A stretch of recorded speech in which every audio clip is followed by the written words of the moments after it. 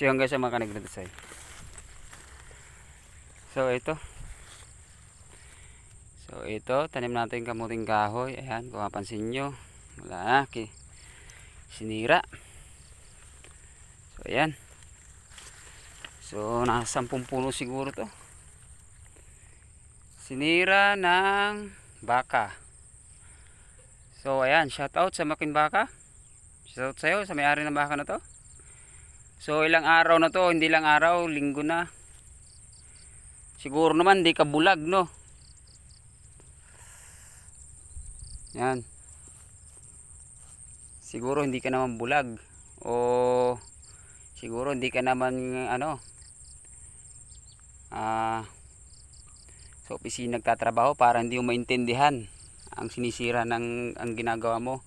So ayan guys, hindi naman natin pwedeng sisihin ng ang hayop. Siyempre ang hayop kung saan mo itali, kakain yan. So ayan sa may-ari ng baka, shout out. Pang-aasim, no, pakiusap, baka pwede mo naman pakiayos to. O siguro naman yung utak mo ayusin mo. Ano, kasi kahit naman sino, no, siguro alam mo itong ang buhay natin dito, nagtatanim tayo.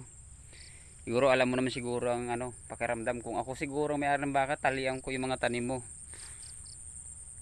So ayan, no.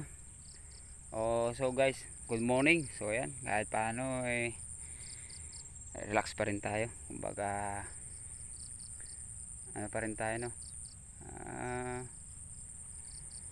Relax lang. So ayan. So yun, no. Ayan.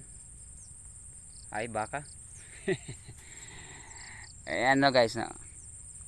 Sayang naman kasi ito ay pinagpagudan ko, lilinisan ko. Siguro naman matagal na to, ilang araw na itong napapansin ko, nasusurvey ko to ilang araw na.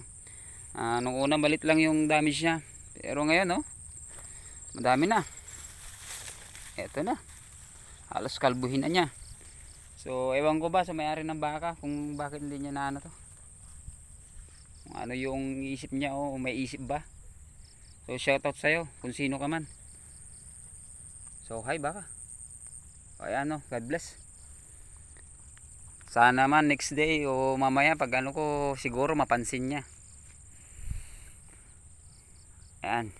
So God bless sa atin kahit paano, okay pa rin yan.